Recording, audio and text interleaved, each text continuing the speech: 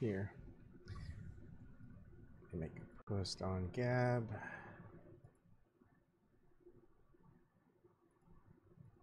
All right, we are live. Welcome, Mark Sargent, to my show. Not many people view here, but I'm hoping it's just one of those search results where people want to see your name pop up with an interview. And one of the great things about you is you pretty much go anywhere for an interview, whether it's the Lion's Den with like ABC, Nat Geo, or people like me where I may get like 2 views or something like that.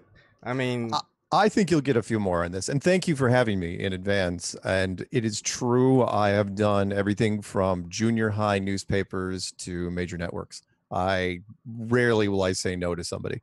They've got to be some pretty awful people if I say no to them. And I have. There's like two troll channels which I've said no to, believe it or not. Has there ever been a time where they invited you on, they didn't appear like trolls, and then when you actually got on, they're just...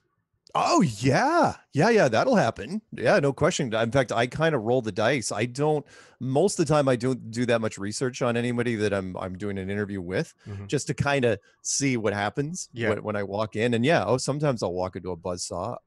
The worst one ever was a radio station that was owned by Eminem, the rapper. Eminem owns a radio station? He owns several. Okay. And this one's called Shady 45.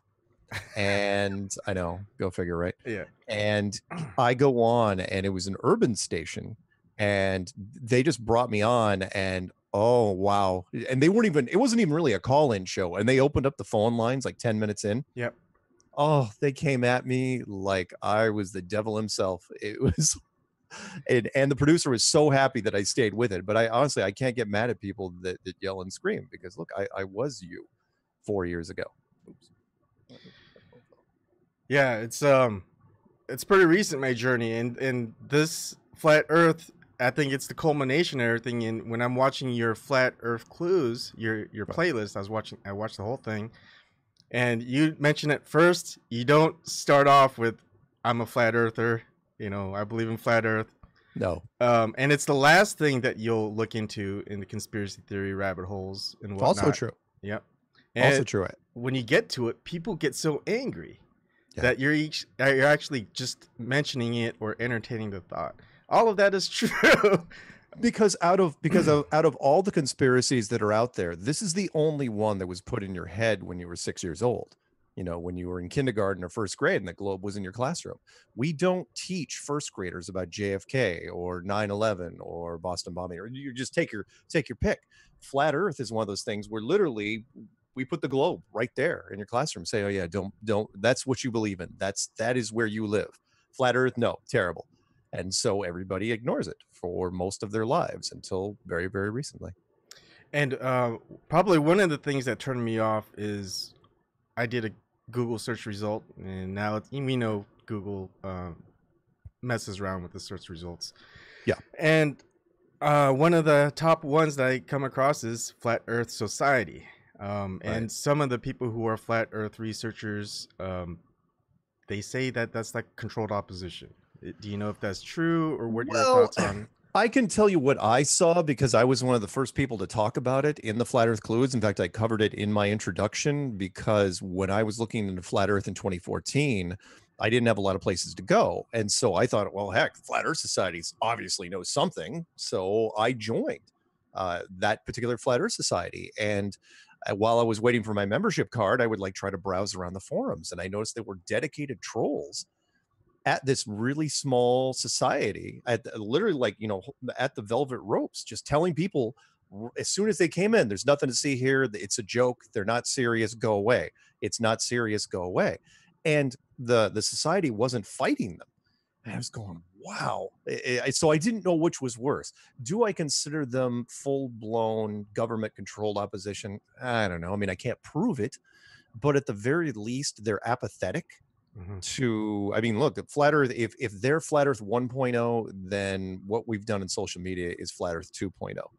And we've run so far out in front of them that when they finally contacted me, I don't know, had to have been 18 months after I started doing the Flat Earth Clues.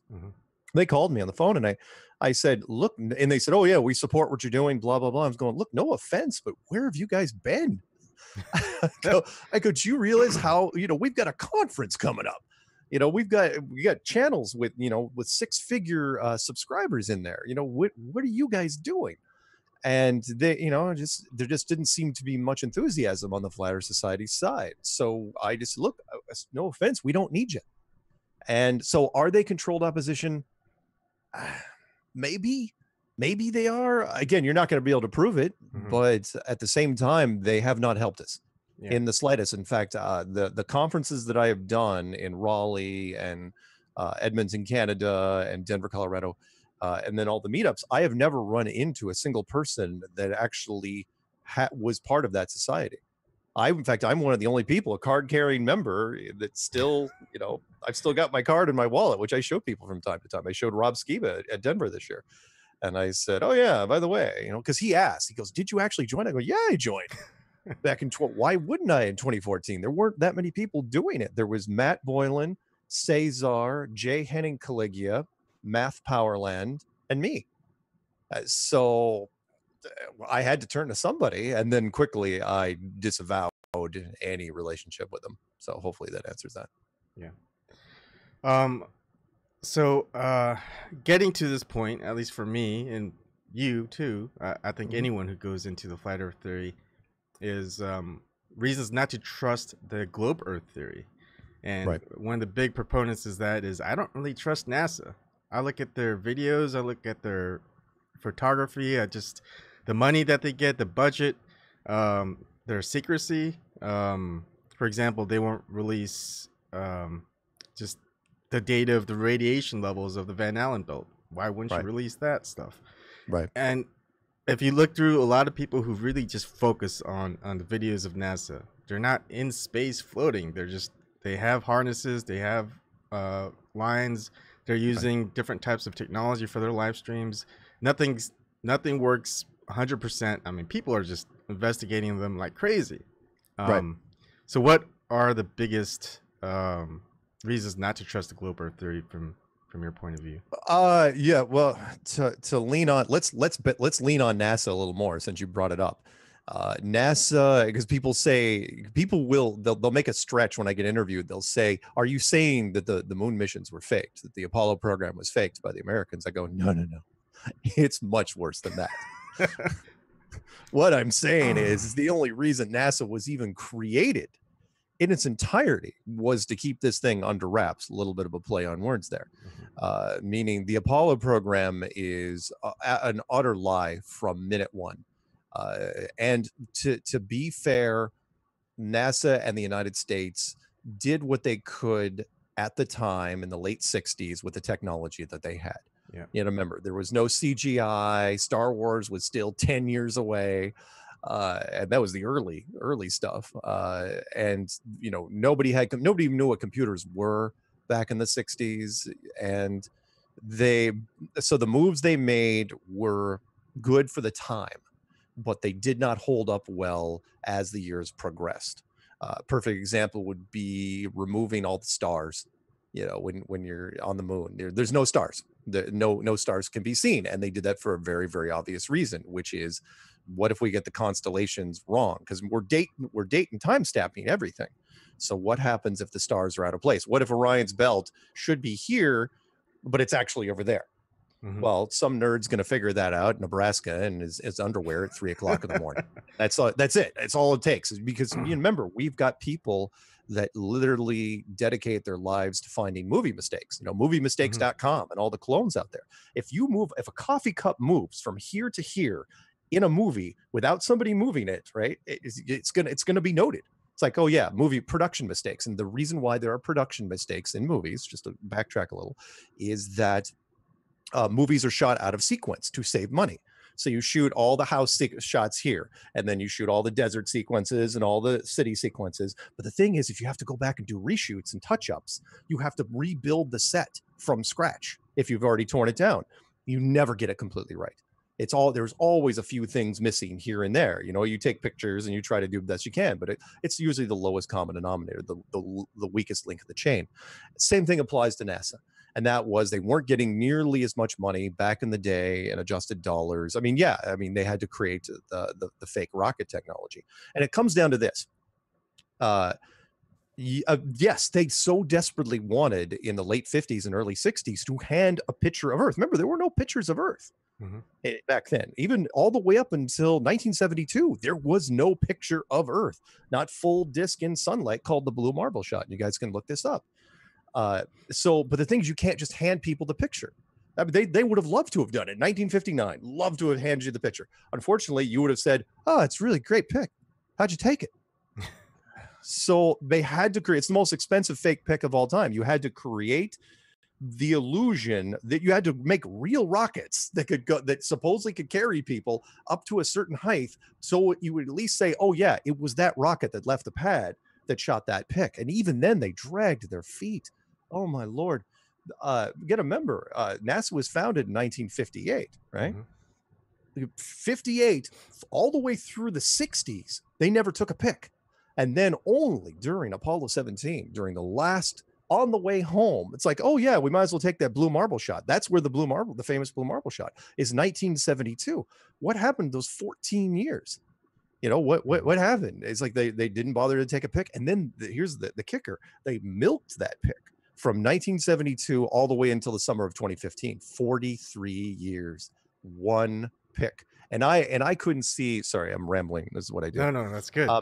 I couldn't even see the forest for the trees in 2000 when I was running a tech support department in Boulder, Colorado. When I said back in 2000, the internet was up and running, right? And I said, oh, you know what? I want to get different Earth pics for the tech team. I want to put those as the backdrops, right? I want to set it up, you know, in advance. And I remember on a weekend I was going in, I was doing Boolean strings. I was going Earth from space, picture of Earth from space, every combination. And I only saw one pic, and that was the Apollo 17 blue marble shot. Just rows and rows and rows and rows of the exact same pic, only different resolutions, slightly different tinting. But you could tell it was the exact same pic. And I'm going, NASA, you suck. You're terrible at it. Your internet presence is awful. Get a new pitch. And I gave up on the idea. Didn't even occur to me what was going on. And only a few years later, when oh crap, what was his name? Simmons from NASA, when he made the first iPhone backdrop, which is a blue marble shot, he was the guy that came on and said, oh yeah, I had to create it from scratch because there were no pics of the Earth I could use. So I had to create a brand new blue marble shot, and it's not even considered official. It's literally Photoshop from A to Z. It's absolutely layered Photoshop, to where he even he got lazy at the end. Again, comes down to lowest denominator. It's like, what? Because it was a Friday and you had like happy hour to go to. He was using the cloning tool in the southern hemisphere and just clone the hell out of the clouds in the southern hemisphere. And that's what he gave. Let me end on this point, which is, what was interesting about that was that NASA ended up taking that blue marble shot and circulating it all over the place when he made it as the real deal. And I know this for an absolute fact because I went down to the frickin' Space Center in Houston with Patricia Steer just last year. And when we were in, one of their big highlight things is they've got a jumbo jet with a space shuttle on top of it. And, you know, everything's cleared out, but they've got that pic sitting in there with some captions next to him. It's going, you're using the iPhone photo from the very first iPhone. You're using that in your NASA display. You're actually displaying that as the real thing. Yeah, they got nothing. I mean, just plenty of things I don't like about NASA. Even if it were true that they went to the moon, I mean, they got thousands of pictures that they took. They don't have the original photos. Those were destroyed. I can destroy. Sorry to cut you off. I could destroy the NASA thing in 3 sentences, but the first one has got. We'll do it real quick. Ready? Intersecting shadows can't exist because, as physics will tell you, shadows can only go in one direction if there's only one light source, unless that light source is super, super close, like a spotlight that's only about 100 yards away. 2 would be the blast crater, which isn't there.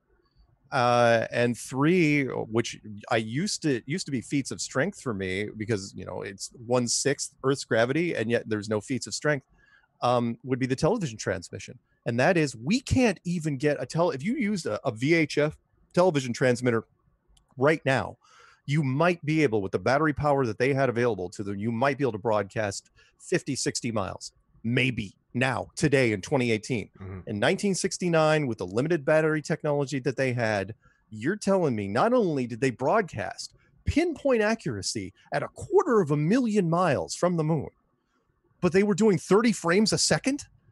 Really? You were doing this with no snow, no distortion, and you're hitting that thing perfectly with that stupid little dish that they had? No.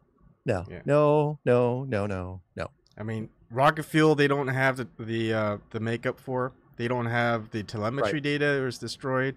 I mean, it just, everything just seems to stink. It's like the mankind's greatest hour, I would say. I mean, if you talk to anybody, what's mankind's greatest accomplishment? It would say landing on the moon. Had to have been the moon mission. Yeah. And there's just and the moon mission, which I covered in my very first clue, and it just came to fruition this year, which was the entire, from the 60s up until this year, there was literally no movie made about the moon missions ever.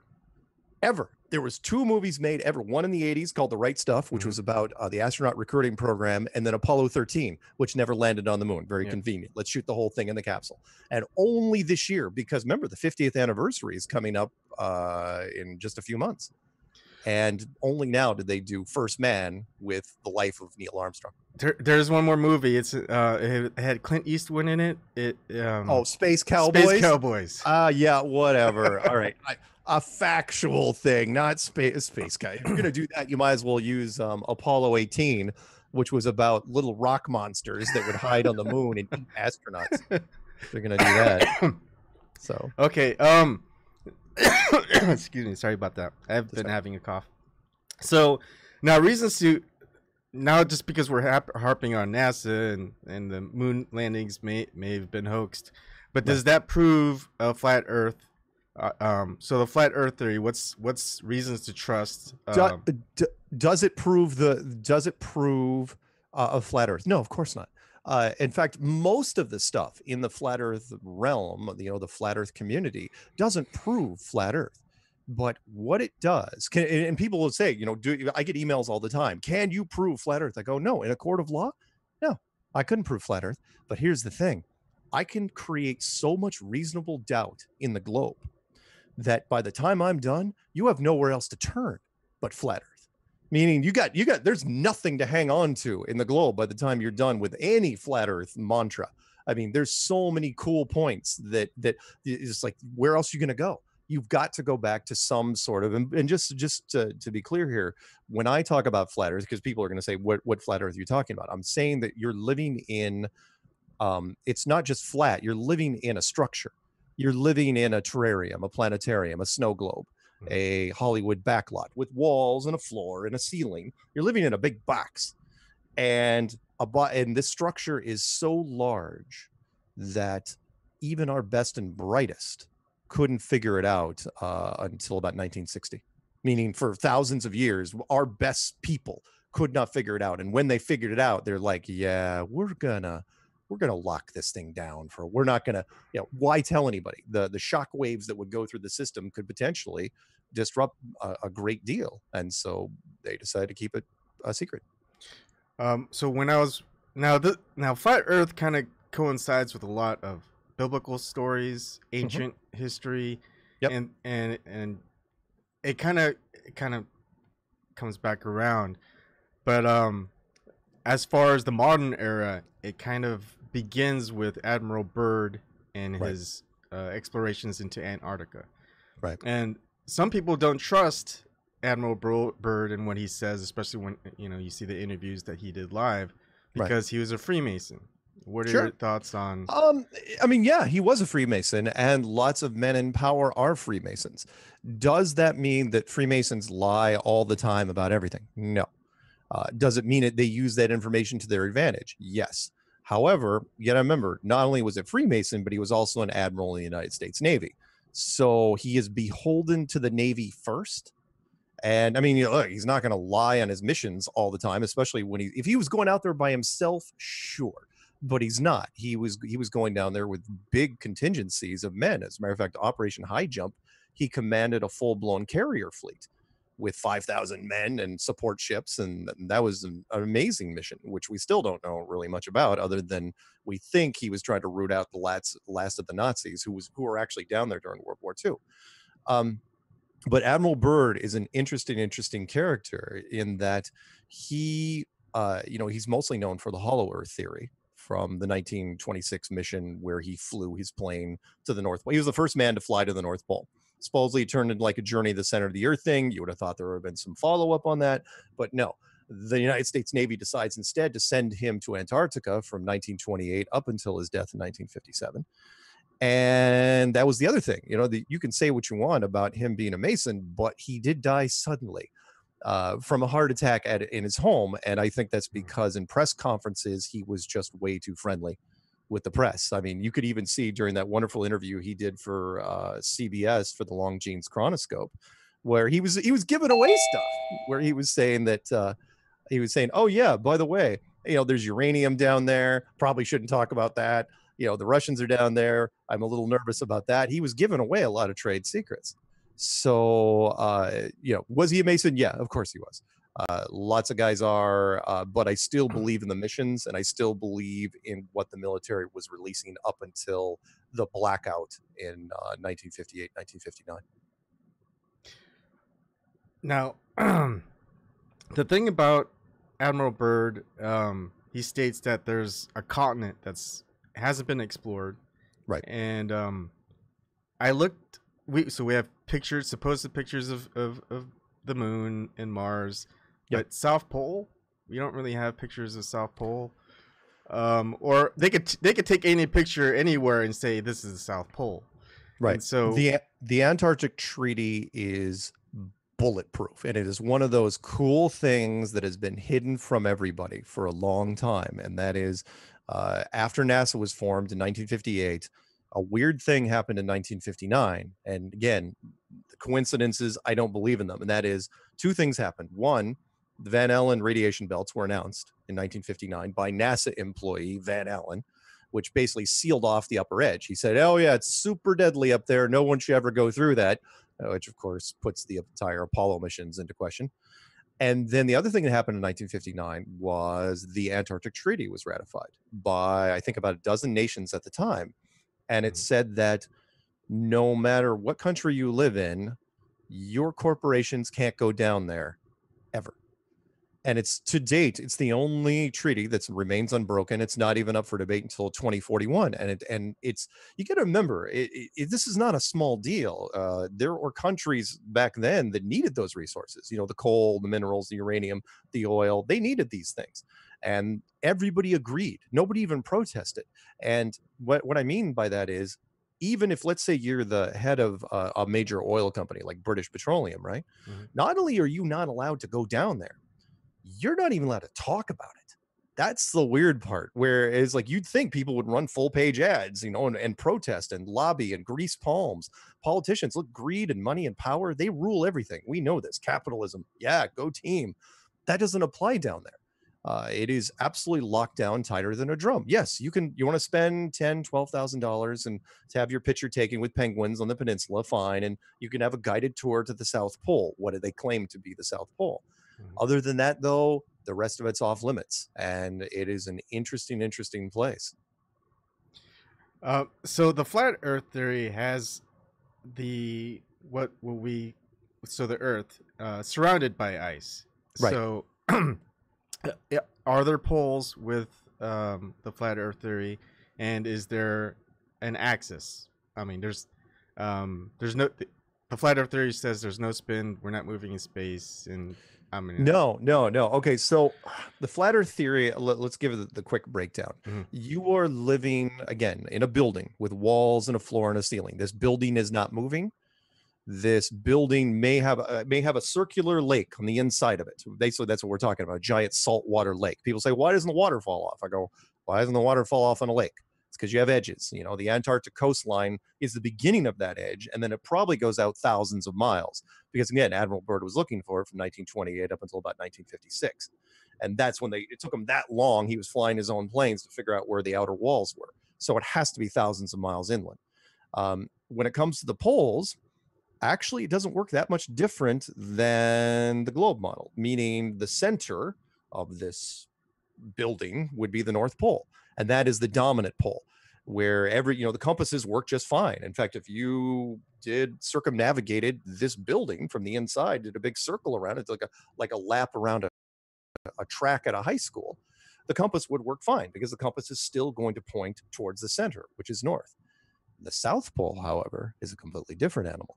And that is, I've had different, including Australian military guys, that says, eventually what should happen is when you get to the Southern Hemisphere, the dominant force, the North Pole should switch over and the South Pole should become dominant eventually, right? That's how it works, right? Half and half. He goes, it never happens. He goes, there is no true South Pole. Yeah, there may be a weak magnetic force out there. He goes, but it doesn't do anything compared to the North Pole. In fact, we cannot find a dominant magnetic South Pole. So I thought that was very, very interesting. Yeah, I think if I had the means to do it, you go to 4 directions from the North Pole, east, south, west, actually, and just whichever directions you can go, and just keep going the opposite direction of north and see where those different directions end up. That'd be tricky to do, though, because remember, in a flat model, there is no north, south, east, or west. Yeah. There's only the center, at which we, of course, instinctively call the north. Mm-hmm. And then the rest of it, I know we're dying to put a north, south, east, or west on this thing, but okay, where is it exactly? So you have to come up with a whole new. Oh, wow. I don't even know how you do it exactly. You'd have to make up you'd have to call the center, and then the north wouldn't be magnetic north anymore. It would just be north, south, east, and west. So that's how you would do it. But you would have to ignore, if you were going to try to do what you do and make it to those points, you would have to ignore the compass eventually. You would have to fly, you would have to fly opposite from the compass in 4 different directions. You basically couldn't even start navigating from it unless you were at the center. That's how you would start. And then, yes. So everyone would have to start at the North Pole and go. Yeah, you'd have to start at that center point and then hope to God it was magnetic north somewhere in the center there and make it. And you'd have to also bypass GPS because remember, GPS, not to use a line from the Matrix, works for the system because the GPS is a DoD system that the United States came up with in the mid-90s. And that's what we've relied on ever since. And the GPS, sorry, when it gets to a certain point is a lie. Yeah, you want to go from here 300 miles away to visit your friend in another state? Yeah, that's fine. But when you get away from any landmass, approximately 150, 200 miles, the GPS system stops working. You'll see your little icon there. You're not blinked away, but your latitude and longitude go into question marks. They say estimated or approximated, which basically just means we have no idea where you are. Just keep flying in that direction. We'll pick you up eventually. And that's what everyone does. They just go like, well, okay, we're on that heading. We'll just stay on that heading. And then the GPS picks back up once they get within land radar range. So the question is, if it's 32 overlapping blanket coverage satellites, there should be no dead spots. There's dead spots, not just in the Southern Hemisphere either. There's dead spots if you want to go to Hawaii from San Francisco or Los Angeles. Once you hit, because there's no islands between here and Hawaii. Once you're heading out that way, blink, it's gone. Latitude and longitude are gone. One of the thoughts that I had with, because I saw your video on, if you live in the Southern Hemisphere, try to find any route to any other place in one nonstop flight, and I haven't been able to do that yet. But they are out there. There are a few, but they are so. I mean, I wouldn't have made the video if I wouldn't have run into the same thing you would, which is, what we're talking about here is anywhere from Africa or South America or Australia to anywhere else, in the Southern Hemisphere. And what was staggering to me was at least 95% of the flights were connections in the Southern Hemisphere. Bad connections. I mean, most of them going way out of their way to go up north for what? And don't tell me they're picking up people. No, it's because they have no choice. It's the map is an utter lie. And so then a couple of people said, oh, there's a couple flights here and there. I mean, just a handful. I'm going, so, and that part bugged me. And then I started looking at those closely. I was following those flights. And that's when I first saw the latitude and longitude disappear. I was like, oh yeah. I mean, there's a lot of people that could say, just they're just not populated enough. Not a lot of people would go and fly at this point of this country. But I was thinking, all right, all we have to do is look at the code, the software for the flight trajectories, right? Because if they were going to point A to point B and it was actually a flat Earth, they would have to change the calculations within the software. Otherwise, pilots would have to do that on their own and know which points. But then there'd also be that secrecy. It's like humans are prone to talk. They're prone to. Well, they are, but at the same time, we take a lot of things for granted. We take a lot of things at face value, including pilots. In fact, the pilots that I've talked to, and I've got a big subject matter list of military people and pilots and engineers, that all say the same thing, especially pilots. They say, oh yeah, we see a flat horizon when we're flying. We get above the clouds and it's always flat, right? No matter what altitude. Once you get above the clouds, it's the horizon rises to your eye level. He goes, but we know it's a globe because we're told it's a globe. And I go, so why don't you say anything? And he goes, what are you kidding? he goes, one, pilots, their main goal in life, because it's still a tricky business. There's a lot of autopilot, but your main goal is to get from point A to point B without crashing. Mm-hmm. That's your main goal. He goes, and there's so many little things you have to do along the way that by the time you're done, it's just rinse and repeat. And it's like, well, whatever. And plus, even if you did believe the maps were wrong and the Earth was the shape of the Earth was wrong, who exactly are you going to go to? Who are you going to go to first? I mean, seriously, you're going to go to the company you're working for? You're going to go to Delta or United or KLM? Or are you going to go to the FAA? No. You tell anybody you're benched. Yeah. That's it. I mean, I wasn't kidding when I said in the clues, look, their pilots are benched even if they officially talk to the press and say they saw a UFO. Right. And that's happened multiple times over the years. Pilots will get benched for that. If you go on and say, I mean, seriously, come on, between you and me, are you going to get on a plane with a flat Earth pilot? A pilot that actually believes in flat Earth? There's a lot of people that'd be like, yeah, no, I'm not going to do it. Yeah. Not going to happen. So. It would be bad for logistics for the airline. Plus, you can't talk to the government. Government would know about it. You can't talk to the mainstream corporate media. Which I want to talk to you about because you did a couple of interviews with one that I saw, which is banned in the US in YouTube, is the one with Nat Geo. Nat Geo, yep. And at every corner, they want to put flat Earth theorists in a bad light. I mean, that one in particular, they were coming after us. I mean, come on, it's Nat Geo. Yeah, it's got Geo in the title. Yeah, which is there's your Earth right there, and I knew that going in. In fact, I didn't want to do that interview. They paid for it was an all expenses paid trip for me to go to Los Angeles because, in fact, they contacted me when I was at a film festival in Toronto. And they said, hey, we want to do a thing in Los Angeles. Can you organize a meetup down there and go to this experiment out at the Salton Sea, which wasn't ours. It was a debunking experiment. I go, no. I go, there's plenty of people in LA. Contact them. I don't want to do it. And then they called me back. Said, come on, we'll pay. It's like, fine, I'll do it. So I go out there and I shoot with them for 3 days. What you saw, because I think I sent you the links to them. What you saw was what was left after they chopped that thing to hell.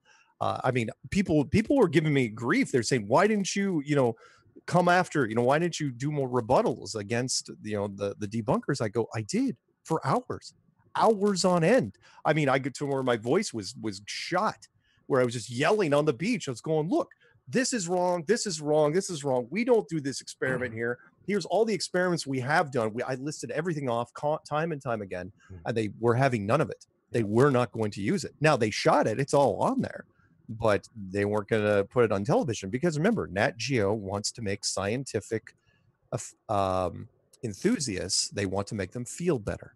So painting us and saying that, oh yeah, flat earthers, you don't have to worry about them. But the thing was, even they couldn't leave out the part where like here, I'm sorry to go off in a different direction slightly. They even mentioned, if you listen to it again, towards the end of the interview, they said more young people are looking into flat Earth. One of the reasons they contacted us and had us out there was because of the u.gov survey, which was done at the beginning of this year, I think, where a British scientific journal contacted 10,000 Americans and said, hey, what do you think about flat Earth? Because that's what you want to do, right? And everything fell within the curve just nicely, except for the 18 to 24-year-olds. The 18 to 24-year-olds, a third of them didn't believe in the globe anymore. A third. I mean, it was a lot, like 34%. It's way outside the norm. And this freaked them out. It freaked out scientists, to where even scientists are trying to make themselves better. Like, they're attacking their own people, attacking the survey group, saying, yeah, you did that wrong. You did. It's like, what are you talking about? We do this for a living. This is what we do. You never complained before. Yeah, you totally did it wrong. And yeah, so that's why they were out there. And yet, so they had to slip that in, meaning National Geographic, when they got to the end, you could hear the tones they were putting out there saying, look, you could be leading people into the dark ages. You could be, what happens to medicine? What happens to science? What happens to civilization? And I've never gotten those questions before in my life. I'm going, I don't know. I mean, I go, we haven't burned down any libraries, so I think that's fine. I think things are progressing nicely. But if you're gonna paint it doom and gloom, they were worried that science wasn't putting up a defense. So there you go. All right, two things before I want to circle back into the Nat Geo documentary. But one, Nat Geo was bought off a long time ago. I'm not sure how many years ago by Murdoch, the British guy, Rupert Murdoch, who owns Fox News and a whole bunch of a lot of stuff. Yep. Yeah. I wasn't too happy about that when I heard that. Then there's the recent celebrities that are just state, do you think that Earth is a globe? And the latest one was Stephen Curry saying, no.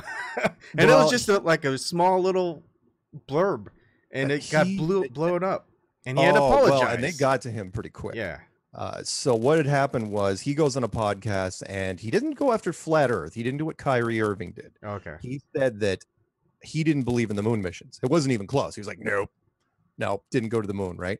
Well, that's different. Flat Earth is fairly generic compared to, even though we don't believe in the moon missions, that's not our opening line. Mm-hmm. And so what had happened was, but if you say, I don't believe in the moon missions, and you're in the United States, sorry, that's a little anti-patriotic for a bunch of people, because the moon missions is Apollo, wave the flag, go team, right? Rah rah. Well, they got to him quick. I mean, to where that he just posted a thing yesterday where not only did Scott Kelly, the astronaut, contact him through Instagram or something like that, but apparently Obama called him. Wow. And it's like, okay.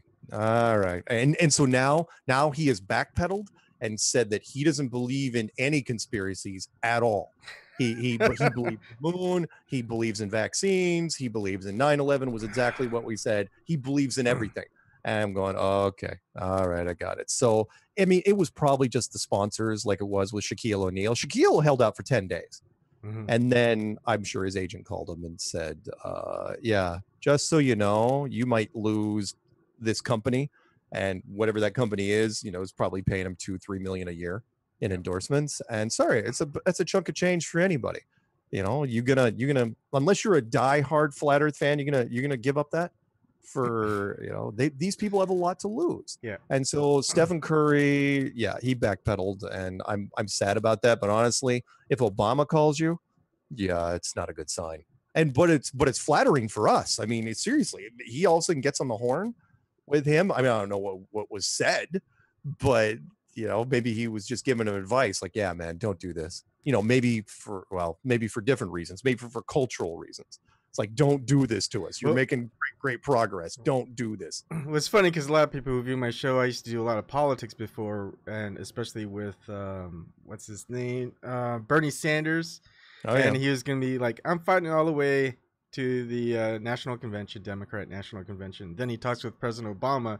He comes out, Hillary Clinton's the nominee. Totally changed. So whoever talks with Obama, they're out. I don't know what it is with Obama, but yeah, again, well, I mean, it would be that what other president could call him. I mean, it's got to be a Democrat, because most of your sports guys are on the Democratic side, so it's not going to be George Bush or like Jimmy Carter could call up Stephen Curry, and Stephen Curry would be like, who are you? Yeah, you want to know who Jimmy Carter is? Yeah. Oh, you were president? Yeah, he was. Oh, I want to go somewhere else. But anyways, we'll go back to Nat Geo. So the experiment that they did was an experiment you'll see all over YouTube, and YouTube. A lot of YouTubers, they'll buy the greatest camera out there. The latest one is the Nikon P900 or something. 1000 now. Yeah. So it's crazy zoom.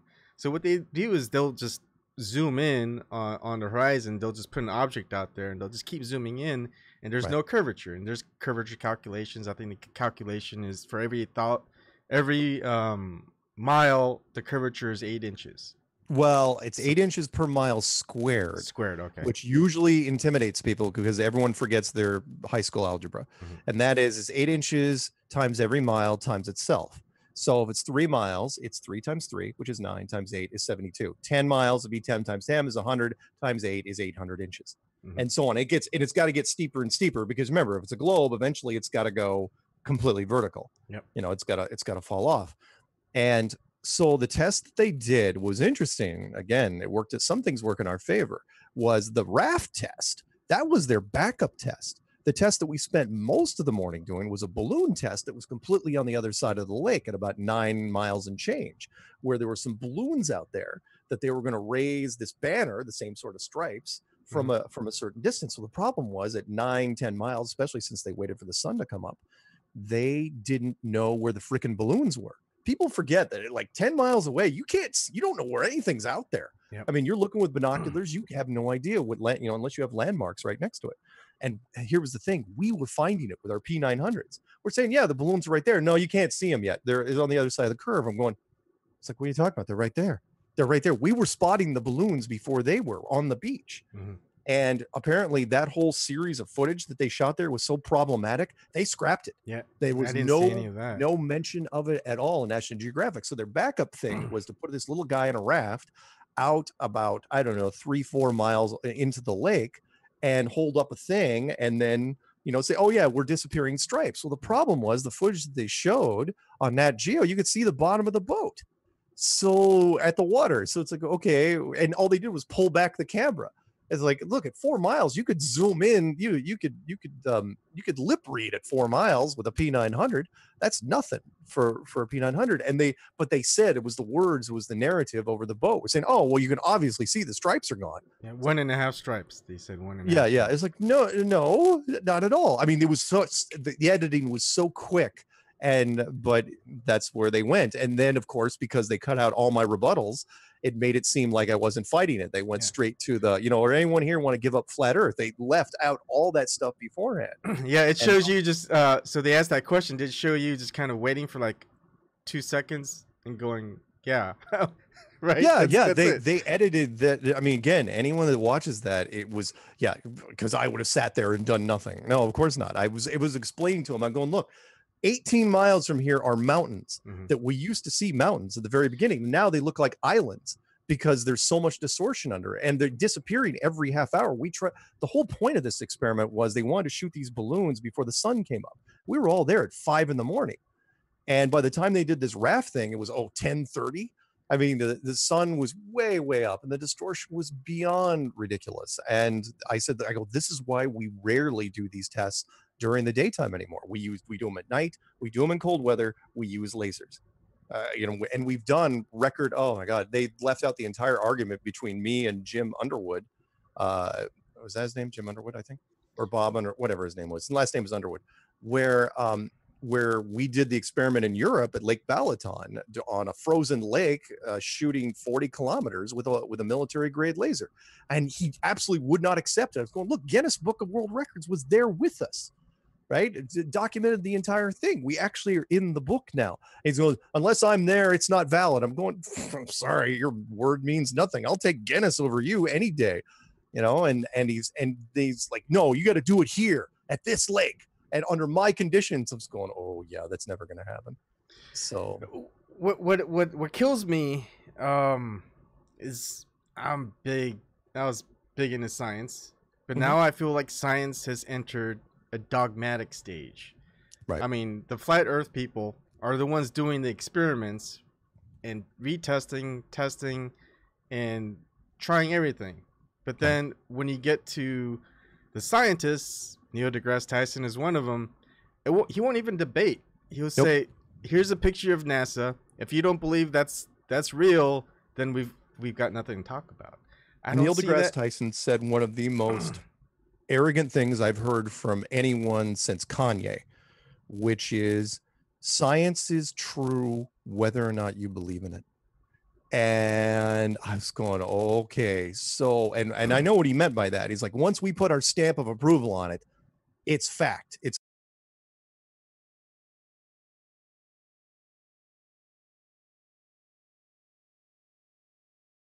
absolutely true. And I go, yeah, here's the thing. If you want to tell me what the boiling temperature of water is at sea level, yeah, sure. That's fine. That's something we can test. Tell me what the core of the earth looks like. No. And I try to remind, which is why I did a clue on it. I said, look, I go, according to you, I go, the core of the earth looks like a red and an orange and a yellow and a white band. Each one's 1,000 miles thick. I go, what's the deepest probe you've ever drilled? 2,000 miles? That's halfway. Remember, 4,000 miles has to be the center of the earth, right? 1,000 miles, 100 miles. Remember, 1% is 40 miles. Deepest hole ever drilled is 8 miles. That was done by the Germans and the Russians. They tried for years, could not get past 8 miles, could not do it. And yet science tells us, oh yeah, this is what the core of the earth looks like. And they used to, back in the day, in the old textbooks in small print, say that basically in small print, saying we have no idea what the core of the earth looks like. But we're just kind of extrapolating, because you won't see science put big question marks inside of anything. They don't like leaving open questions. Remember, it's science. And at some point, they decide to pull off the small print. And once you do that, it becomes canon. It becomes gospel. You have a 9-year-old look at that cross section of the globe, and then they see it again when they're 18. Oh yeah, that's absolutely what the core looks. They take it on faith. And I know that sounds, I'm using a lot of religious terms here, but that's exactly what it is. Science has become scientism. And that is, they have taken their power too far. Yep. Whereas they know full well, they say all we have to do is have men in lab coats with master's degrees or PhD in their field, put a stamp on their theory, and the public will believe it. And if you have any doubt, look at the guy. Sorry, I dragged things on. Was the guy that was from I think it was Caltech, the guy that was in the Nat Geo thing, right? His specialty is dark matter. That's what his specialty is. He that's a theory, not just a theory. That's like one of the fringe theories of space right now is dark matter. No one can prove it. No one even knows how to quantify it. And that's his thing. And yet he comes out and says, oh yeah, flat earth, that's dangerous. That's dangerous to me. That's dangerous to my establishment. It's like, yeah, damn right it is. Yeah. Making up dark matter. Come on. What's easier to, it's easier to swallow flat earth than it is dark matter. So one of the things that so my professional, I guess, expertise was in quality assurance for software. That was just kind of my thing in tech. I used to do that as well. Yeah. And to me, it feels like the globe Earth, a lot of scientific theories out there, you're supposed to just take their word for it, is if they give you a software and saying there's no bugs in the software, and I'll call bullshit. And they go, there's bugs in the software. It's like, no, there's no bugs, and that's why we don't have a QA team. It's the reason why you don't found any bugs is because you don't have a QA team testing it, and therefore you're saying it doesn't have any bugs, and we don't have QA team, so obviously it has no bugs. but then if you're quality assurance tester, you're like, bullshit. You'll test it and go like, here's a bug, here's a bug, here's a bug, here's a bug, and they'll be like, those bugs don't even matter. It's out there, people use it. That same sort of logic also appears on the gravity vacuum of space argument, which is, okay, why is the atmosphere not being torn off by the vacuum of space? You're talking about a small object proportionally, to the rest of space. with this tiny wispy little atmosphere on it, and it's not being ripped off by the immense power of the vacuum of space. Well, it's not. And they say, well, it's because of gravity. It's like, how can you say that's the only answer? Well, because if it wasn't, we'd be dead. It's like, so you're saying the fact that we're alive proves gravity. That's what you're saying. Well, yeah, it has to be. It's the only exclamation you possibly have. It couldn't be that we're in a pressurized system, not that we're in some sort of enclosed building. That couldn't be it either. Well, no, it can't be, because that destroys the rest of space. So the only thing we have is gravity. And I have never seen gravity is going to be the bane of my existence before it's over. Everybody brings it up, and they use it as a cure-all. It's like a snake oil for scientism. Do they know exactly how much gravity will keep an atmosphere? No, because they don't know what gravity is. That's the part that kills it. Again, you ask any scientist, they all said the same thing, which is we can't tell you what gravity is. We can only tell you what it does, because we can't replicate it. And because we can't replicate it, there's nothing to compare it to. So gravity is this magical, invisible force that pulls things to the center of a globe, right? And people say, well, do flat earthers believe in gravity? I go, well, I do. But my definition is almost identical to what the globalists say. I say that gravity is this magical, invisible force that pulls things straight down to, in this structure. That's all it is. If you want to say it's mass, that's fine. Prove it, right? We've until you develop a unified field. Yeah, gravity is what we always thought it was. It's magic. Yeah.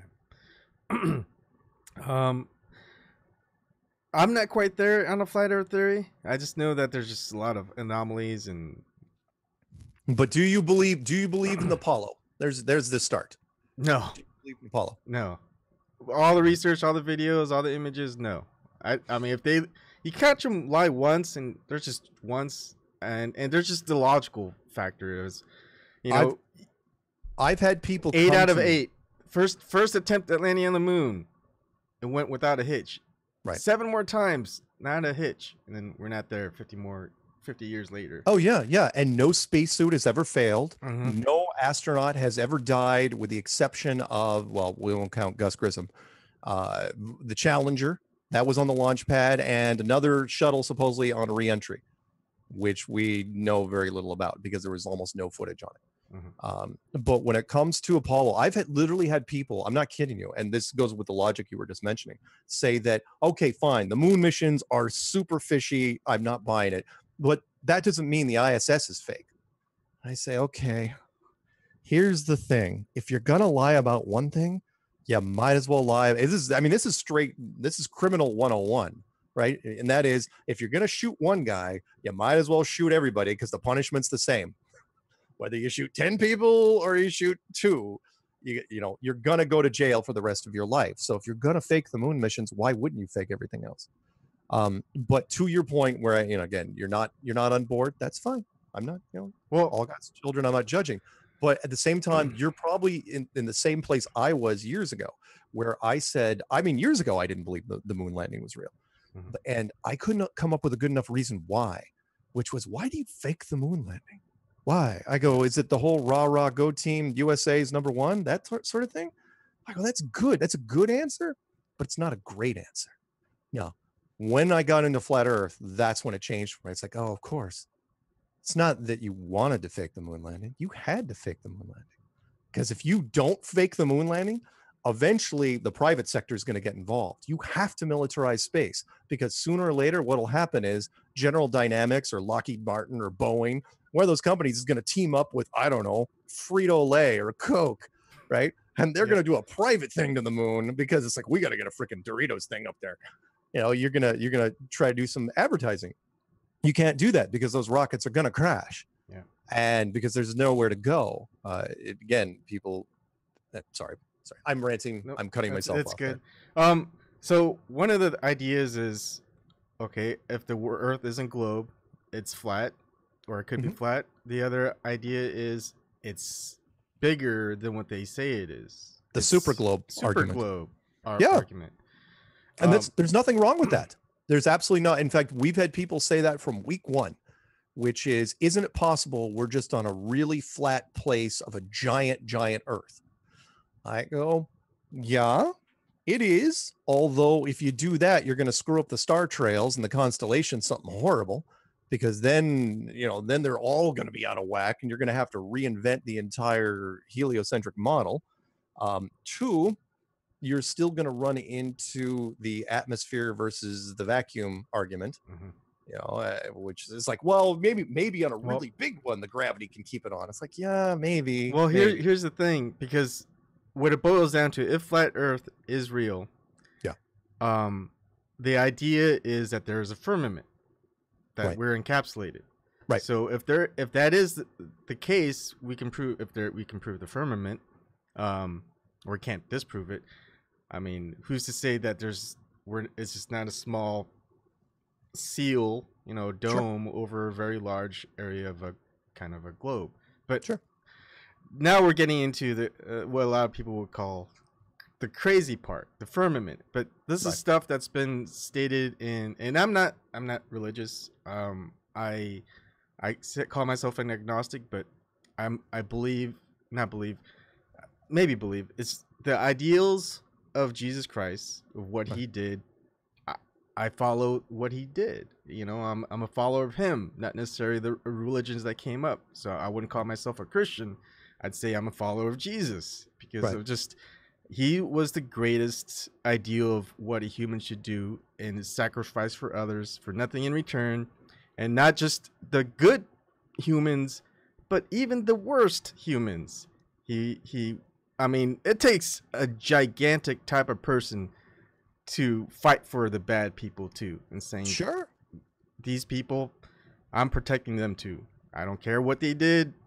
I mean, you just can't get any better than that. So that's what I would call myself. But still, when I keep doing research into the Bible, at least the variations of the Bibles, and just ancient history, the Epic of Gilgamesh, Babylonian texts, Egyptian deities, etc., they all kind of merge together in some odd way.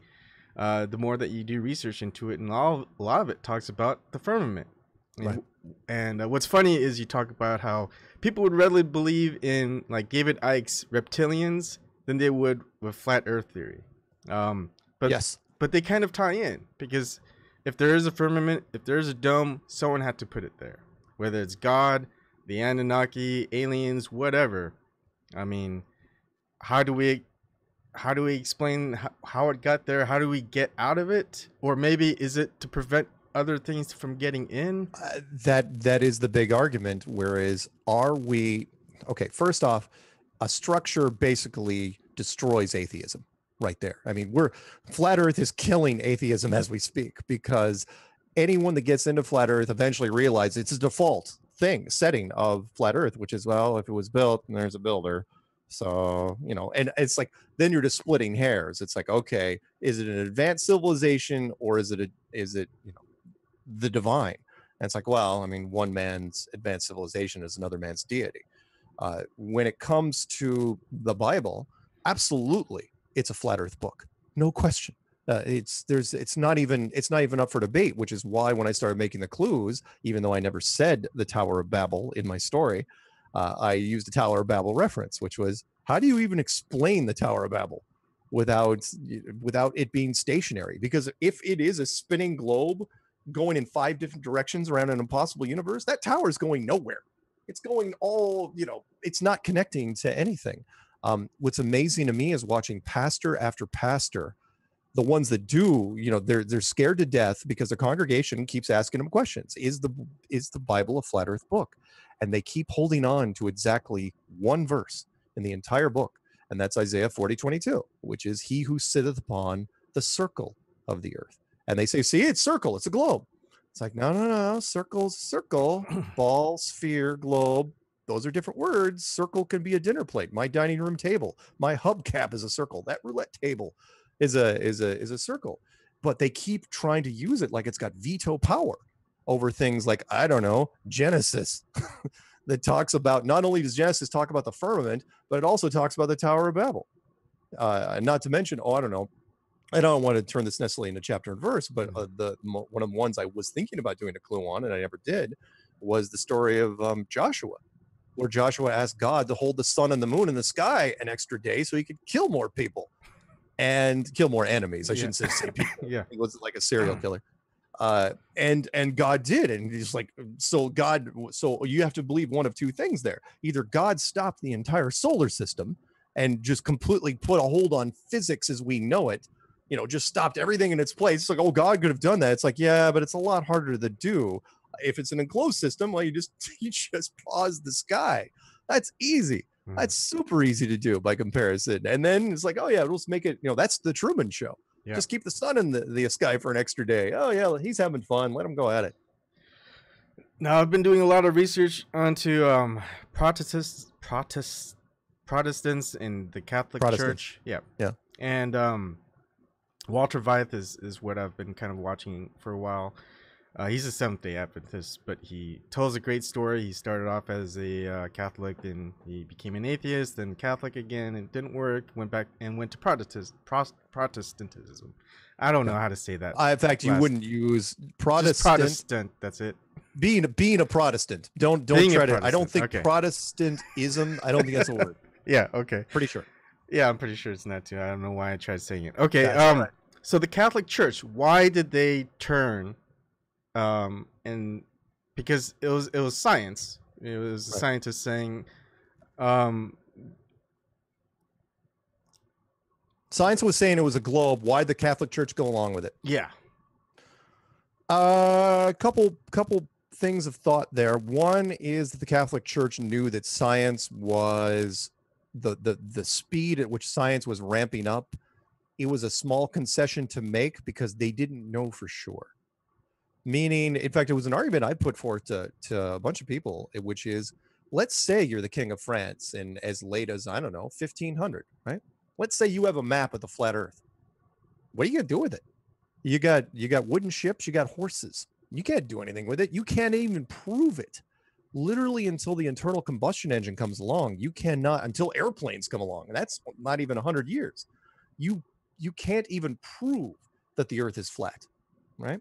So the Catholic Church, it was a small concession. It was like, well, we don't know for sure. Science, it's like, well, let's let science do, talk about coming back to haunt them, because science then used that to build the globe. Plus, I also think that the builders of this place wanted it to happen. Meaning it was a temporary, people say, well, are you saying that God's lying? I'm going, no, I'm not saying God's lying. I'm saying that God was putting an obstacle in front of you, a mystery, a puzzle to be solved. It was only going to be temporary. And in the grand scheme of things, it was very temporary. But that was the way to do it, which was the only way to keep people from focusing on the whole edge, oh, we're in a box type of thing, is to remove it entirely. Which is, all of a sudden you say, well, it's a globe, here's the model, we're all spinning through space, you can go all over the place, you're never leaving Earth. The truth was, the fence was always there, they just made it invisible. It's pretty genius. And so the Catholic Church, even when they found out, what are they going to do? Really? Are they going to, the Catholic Church going to like contact world media and say, just so you know, the world's flat? Oh, wow. I mean, that's just a giant version of the pastors that have been fighting this, because there are pastors that have done it, and I'm very, very proud of them, but there's other pastors, they cannot do it. They're so afraid of going to their congregation and saying, no different than YouTubers and other people I've interviewed with. It's, look, I'm nervous about talking about flat earth because I'm nervous about the blowback. Why are you nervous about the blowback? Because it's such a controversial topic. It's so polarizing. Catholic Church wouldn't have that would be a tough. The Pope is going to stand there on the balcony. Really? I mean, this is where we get to, I guess, the last two parts. It's open over an hour, just so you know. I mean, I'd love to go on if you're okay. And bring in other people who want to come in. So first thing is science is the only one that's going to get us out of the false globe Earth theory, if it is a false theory. Because look, if the government's mass media, if the Catholic Church, the Pope, all of a sudden just said, you know what, we've lied to you all these centuries, the Earth is flat, people aren't still going to believe it. They're not. No, you have to have a backing. You have to have something else. Now, if you had landed a golden spaceship somewhere, and some giant, very attractive blue people came out and said, "Oh yeah, by the way, we built this place." That would go a long way, wouldn't it? Yeah. So you'd have to have something to use the word. You'd have to have a miracle. Yeah, no, you're right. The Pope could not go on television and say the Earth is flat today. Could not do it. Even, I don't care what proof he had. He would, the governments would just slam on them, and science would use it as their advantage to say, "See, religion has completely gone off the rails. Burn the churches." And so if the Earth is indeed flat and all of this happens, the miracle happens. I mean, a miracle like that hasn't happened as far as we know. How do we know? Yeah. I mean, it's just kind of like the doomsayers. Oh, the world is going to end and this date this year, this date this year. Right. And then there's also conspiracy theory about is it Project Bluebeam? That the government Project Bluebeam, that's also a good one, is going to unleash that aliens have arrived and we're at war. And I mean, it's people would buy it if you did it in enough cities, and if the illusion was strong enough.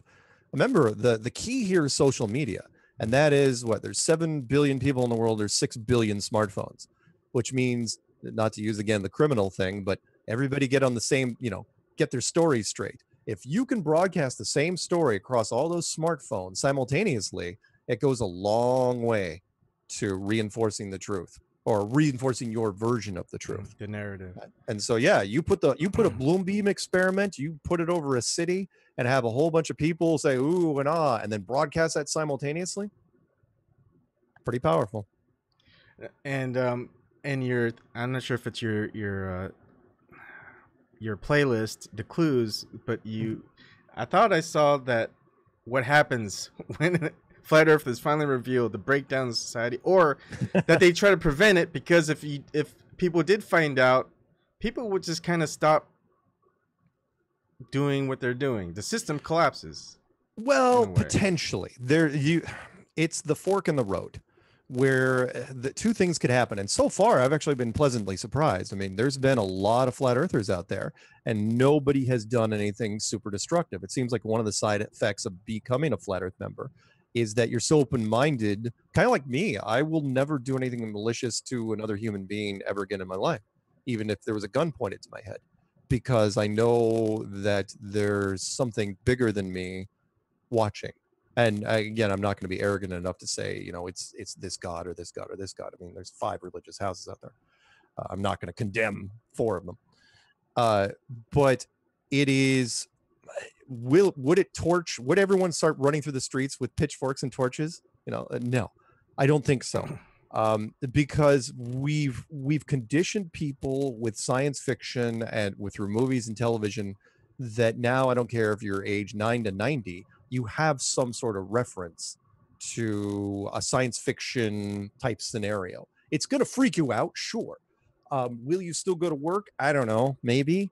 Are you going to burn down the libraries? I don't know. I mean, which is why I kind of talked about the religious groups, which is really the responsibility falls on the churches, because all of a sudden you're giving the churches a whole bunch of leverage. And that is, you're saying the church comes back and it's like, oh, you can almost hear them cracking their knuckles, getting ready, right?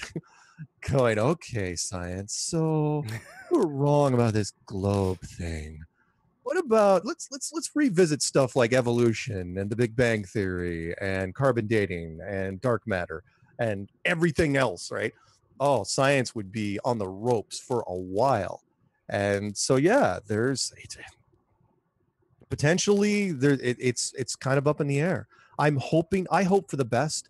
I really do. I hope that it's a kumbaya moment where everyone comes together, but at the same time, the powers that be don't like relinquishing power.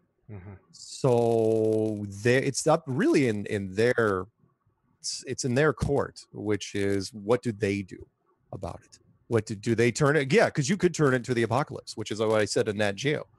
I said, look, you absolutely could turn to the apocalypse if you wanted to. I mean, if you wanted because flat Earth is so big, if you wanted to distract people from it, what better way than to start some new war?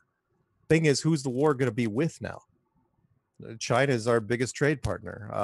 Russia, whatever. That posturing, sorry, that doesn't play anymore. That record is played out. Who's left? The entire Middle East? They're not unified. So And what that's been war are going you on for decades. You know, they need Yeah. someone new to. What? I mean, is it some new terrorist group? I just don't see any war happening unless you come up with a new villain that we haven't heard about. And right now they'd have to pull them out just out of left field. And no, I don't think anyone would buy it. Which is kind of like, sorry, there's certain stories that don't get traction. Sort of like when they try to push Elon Musk's Tesla in space, which was, yeah, they showed that for a few days, and then social media was like all over, like hashtag fake, hashtag not real, hashtag are you kidding me? You know, but people weren't buying it, so they just cut the feed, and then all of a sudden we didn't hear about that car anymore. And it was like, oh yeah, I see what you do there. You're trying to see if you could fake space on the cheap. No one was buying it, and especially us. Oh, we tore that thing to shreds. Anyway, sorry. No, it's good. I'm gonna let some people in. I'm gonna give them the info to join, and hopefully no one's out there just wanting to troll. And oh, that's fine. I don't mind trolls. All right, one person is waiting. Is this Nash? I can't hear anything. Yeah, I can't hear anything yet either.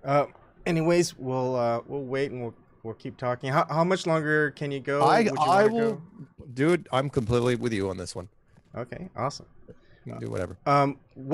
So I see a lot of I mean, what I love about what you do is where are your monitors, by the way?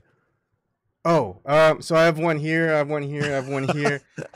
My entire basement is like a kind of, I call it the Bat Cave or Batman Cave. No, I can see you looking up like way higher. I've got a big monitor and I'm looking, your camera's right up here, but you're looking up here. Yeah, I've got one up there. I need to put one here just so I could share my Zoom. I think you have a call. Yeah, I can't hear anyone though. Oh, is that the one? It's me, baby. It's Mia. Hi. Hi, Mia. No. Hi, baby. How are you? Well, hi, Ebon. Hi. What's up? Is there anything that you want? I haven't talked to you in a long time. I just look. I haven't talked to you in a while, Mark. Nice to meet you. Nice to meet you. And I can't. Since the last time that we were on together, my whole system has crashed. I don't know what it is with you. I'm sorry. So, yeah. So I'm only talking to you on the phone. I can't watch you at the same time. It just won't allow me to do it. But look, Mark, I'm scratching my head, man. I really am. I worked for SpaceX. Oh boy. Yeah. All right. Yeah, I did on Kwajalein Atoll, and I climbed up 239 feet to install an antenna. Sure. To record. Yeah. March and that's 2007. and that's fine. I'm not saying, by the way, I should probably clarify. I am not saying that everybody that works for NASA and SpaceX and the European Space Agency and JAXA and India and so on and so on. 99% of the people that work for these groups, they are completely legitimate and they do exactly what they're supposed to do, which is build things and organize things and hook things up. The only people that know anything are the telemetry guys and the people that... That's who I worked for, was telemetry. That's who I was the one that recorded 34,000 feet in the air. That was me. What's at 34,000 feet? The first time a video stream went that high up. That's interesting. from a Falcon, I should say. Okay. Let me just, yeah. So yeah, so I'm really it's just boggling my mind, and I know. Look, I'll give you an example. I'll give you a quick example. One of my next door neighbor when I was out in Boulder, Colorado, was a guy named Wayne Ottinger, and you could look him up if you want to. He was like the NASA garage mechanic for Mercury and Gemini and Apollo, and he was. His walls were just bristling with plaques and awards, and he knew all the astronauts on a first name basis. He actually was the main designer on the first draft of the LEM that they supposedly landed on the moon. Did he know anything about anything? No, he just turned a wrench. That's all he did. and he was so proud of working for NASA. I was like, great, that's what he should be. You know, it was it was a great program. However, you know, like the movie Capricorn 1, you know, they did it for national pride. And we look, conspiracies happen. They're in all aspects of our lives every day, in business and politics and sports and entertainment and journalism, and even science. Mostly because look, lab geeks need Porsches too. And so I'm glad that you worked for him. I'm so you're not working for him currently though, right? No. I'm semi-retired now, so yeah, I was kind of the first woman in the field. I'm the the climbing tower barber. Got it. Again, you know, if you're if you're a big believer in it, great, wonderful. I'm not going to twist your arm or anything. Just let me ask you this: do you have a master's degree in any physical science? Absolutely not. Good, perfect. Because if you did, I'd say there's no hope for you. There's nothing I can do. Yeah, I've always learned hands-on and stuff. So, do you? Okay, let me ask you this: do you believe in any other? And I don't want to drag this out. Do you believe in any other conspiracies? And you don't have to name them, but if you ever followed any other conspiracies? The Russia shit's going on right now. That's a conspiracy. Well, but, you know what I mean. Like, no, I don't believe it though. Yeah, absolutely. I've always questioned. I'm an atheist. I'm an anti-theist, actually. So, you know, I believe we're one race in the human race, and you know, global warming is really important right now. Oh yeah. And global warming is also, people ask me that all the time. They say, do you believe in global warming as a flat earther? And I go, yeah. In fact, it works way better for us, because remember the whole term greenhouse gases. Well, it works a whole lot better if it's an actual greenhouse, not just not just a globe where the gases can escape at all times.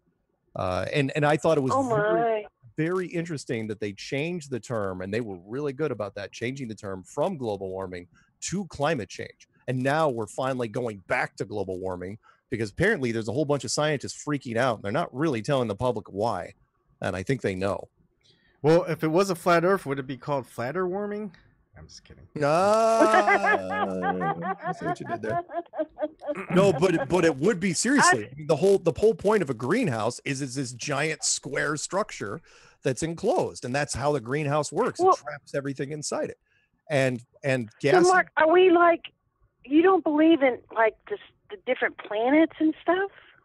Lights in the sky. If you go to a planetarium, and you sound like you sound young. I mean, I imagine you're all of probably 39. But I love you. I'm 50. Oh, well, yeah. That's all right. I'm still going to envision 39.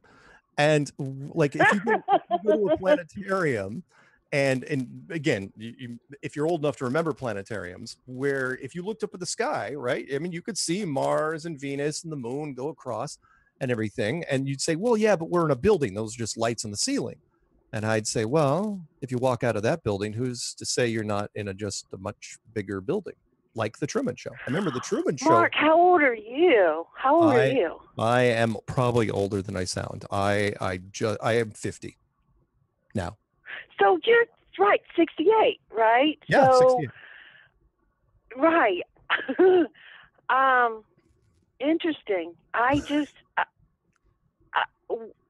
you know, I heard about flat earthers, and then when I saw, I mean, I haven't been able to get a hold of Ebon in a long time, so. Well, again, give it some thought. You know, if you're really new to it, I recommend the documentary, which just became public about a month ago, called Behind the Curve, which was it's basically a cross section of flat earthers that of everything we did last year up until the conference. That seems to do pretty well. As far, if it's your first exposure to it, that's what I'd look at first. What I like about the flat earthers, sorry to cut you off, Mia, is they do their own experiments, and they'll repeat those experiments, different locations, different types of experiments. Right. Like for, you know, they use cars, they use boats, they use telescopes, telescopes, whatever latest technology there is. And all science is take this theory, and until there's technology or advancement in whatever, in mathematics or physics, whatever, until something better comes up, that's kind of what we have, Right.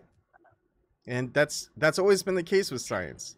And my problem is it seems like every institution of control lies, and that everything's just kind of been upside down. Science is the people that what we revere in science is the scientific experiments, but instead we're just listening to these scientists who have credentials, but they don't show us any of the experiments and repeatable. Like some people may repeat it and they get different results, and it's like, I don't get it. I mean, look, power corrupts, always has. Science is not immune to it. It's still men.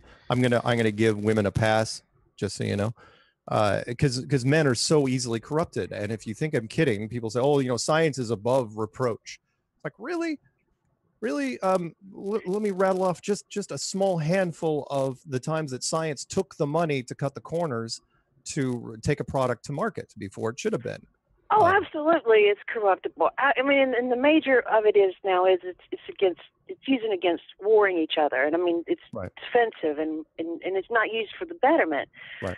But I did take offense. I mean, you said right. I did catch just a little peep of it. By the way, Periscope doesn't work well. I don't know what's going on with that. So, okay. Yeah, for Ebon. But you don't think that Elon Musk put that Tesla up into the atmosphere like that? Oh, no. You don't believe that? You don't believe that? Nope, not for a second. And here's a couple reasons why. The first is that it was not even remotely prepped for space. He said it wasn't. It was just a car that was taken out of his garage and supposedly put in a capsule and shot up there. There are so many things that would have happened to that car within the first couple hours, and none of them happened. One, the pressure in those tires, they would have gone as tight as a snare drum and burst. All the liquid systems would have frozen immediately and shattered everything inside that engine, including, remember, it was a battery powered car. So all the battery fluid would have frozen. The windows, the side windows would, under the stress of heating and cooling, would have shattered. The safety glass, the front windshield would have been a mess. All the plastics would have warped. Have you contacted him about this? Have you got in touch with him about this? We did try. Yes, he hates us, and he should. Oh, but you got to remember that Elon Musk. Look, Elon Musk is one of those guys that should never be allowed in front of a microphone. He should never be allowed to talk to media. He makes the claims that he makes. In fact, you look this up if you get a chance. The New York Post did a story this year. They finally caught on because we were just railing on him. And New York Post ran a story that said Elon Musk is a total fraud. Meaning that every promise that he ever made about anything. Remember, he was supposed to send 2 tourists around the moon this year. He's supposed to make a light rail system from Los Angeles to San Francisco. He was going to solve Puerto Rico's power problems with his solar panels. I do believe he's trying to do a lot of shit that a lot of people aren't doing. He just, you know what I'm saying? And he's done more than most, though. Well, I mean, and that's what I'm saying. I've met the guy. I didn't remember where he made his money. A lot of people remember in the annals of history. PayPal. In the annals of history, if you go to like people on the street right now and you say, who invented Tesla? Well, okay, first off, a lot of people are going to say Tesla. It's like, no, he's dead. But a lot of people are going to say Elon Musk. It's like, no, Elon Musk did not invent Tesla. He bought it. He made his money in PayPal. He was a software developer. Right. That's what he did. Right. And he had like an 11% stock share when the sucker went IPO. And he made a ton of money. That's why I did SpaceX. And that's when he did SpaceX. And he did his solar panel thing, which was subsidized by the government. But the point is he just bought, well, yes, he started SpaceX, but he bought Tesla. And there was too many. Okay, here's a small thing. Then you're saying, oh, it's petty. No, this isn't petty. Think of this. When you take a look at that Tesla footage again, do you know what was completely absent during the entire the hours that they were showing that thing? There wasn't a single logo anywhere. It's like, okay, he owns a private company and a public company, and you'd think it's SpaceX, right? You'd think he'd have that sucker. It should look like NASCAR. That thing, which should be wall-to-wall stickers with big Tesla on the front, and SpaceX on the side, that the mannequin should have SpaceX and all this other stuff. Nope, none of that. There wasn't a single logo to be found. Not only that, why wasn't he? I mean, he could have, that thing could have paid for itself in endorsements. Instantly could have paid. In fact, why wasn't he using the flagship car, the S model? Why was he using the stupid Roadster? The S model is a 4-seater. Wouldn't have weighed anymore, and he could have put 4 mannequins in there. All could have been sponsored by Disney. The thing would have paid for itself. Now, sorry, there's no way. And look, seriously, look up the social media on this. Nobody was buying it. It was just too perfect. Too freaking perfect. All the 3 cameras worked perfectly. And by the way, where was, and sorry, my last point on this, which was, where was the Falcon Heavy? You saw those 2 boosters land at Kennedy, which makes no sense. There's complete conflict of interest there. NASA should have never helped them because they would have taken away from their budget. But where was the Falcon Heavy rocket when it delivered the car? It was the greatest misdirection I've ever seen, which was they showed booster, and then straight to car. And I missed it too. And then later I'm going, wait a minute, where's the Falcon Heavy that delivered it? You should have seen that thing tumbling in the background. Never saw a single frame because it wasn't there. Wasn't there. Sorry, my take. Sorry, I'm sorry you worked for SpaceX. No. I just know the mission that I did in 2007, the Falcon. Look, we recorded it. I watched it. You can see there was an anomaly. I'm sure. So you can see Earth. You can see the Earth. I mean, it goes high enough to where you could see the whole Earth. So I don't know. Wait a minute. Are we talking about Tesla? Or are we talking about understand SpaceX. Falcon. No, I know. Are we when you said when they got high enough? On Quadrantal. When you saw the picture of the whole Earth, are we talking about the Tesla thing or your thing? My thing, right? Do you remember what it was called? That's what I'm saying. So it's just look up on YouTube Falcon March 2007. Okay, I'll look it up. Yeah, it's on there. Yeah, and it was on there like 2 minutes after we did it. Cool. I know, and that was 2007. So that was pretty quick, I thought. That is pretty quick. I don't know, Mark. I'm trying to be open-minded, Ebon. No, it's fine. I mean, I think it's just a progression, really. It's who you believe, whether it's government, whether it's media, whether it's some religious society or NASA's. Once you start saying the lies that they do, it's like, well, if they're lying about this and they keep wanting to tell people that this is what it is, you're gonna just be like, well, I can't believe them, so what else is there? Does that mean the opposite's true? So then you have to look at the opposite, and what are they doing? Are they doing the same thing, or are they doing something different, more honest, more truthfully? And I see it as more honest and truthfully that the flat earthers do. I will say this, if this helps you, if you would have asked me 4 years ago, in fact, not even 4 years ago, what I thought about flat earth, I would have laughed you out of the room. Oh yeah. That's what everybody that goes into this starts in the hole, which is you're an idiot. There's no way it could be true. I mean, I'm sitting there 9 months in because I didn't have a lot of material to work off of. I'm literally banging my head on the keyboard going, it can't be true. It can't be true. There's no, it can be true. And then finally, I woke up in the middle of the night. I said, you know what? I can't prove the globe anymore. For whatever reason, I can't do it. There's more, that scale tips where it's like, okay, there's not enough evidence to hold me in the globe paradigm. I'm going to go the other way. And then again, that's why I put it out to the internet and put out the videos and said, okay. And I was really open about it. I said, okay, here's my name, my phone number, my address. I don't think it's a globe anymore. Tell me where I went wrong.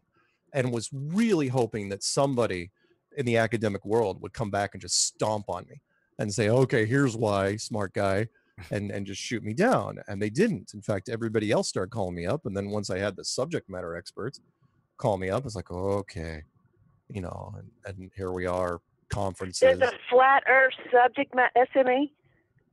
Subject matter experts. Yeah. I've got a big list of people that came on. Really?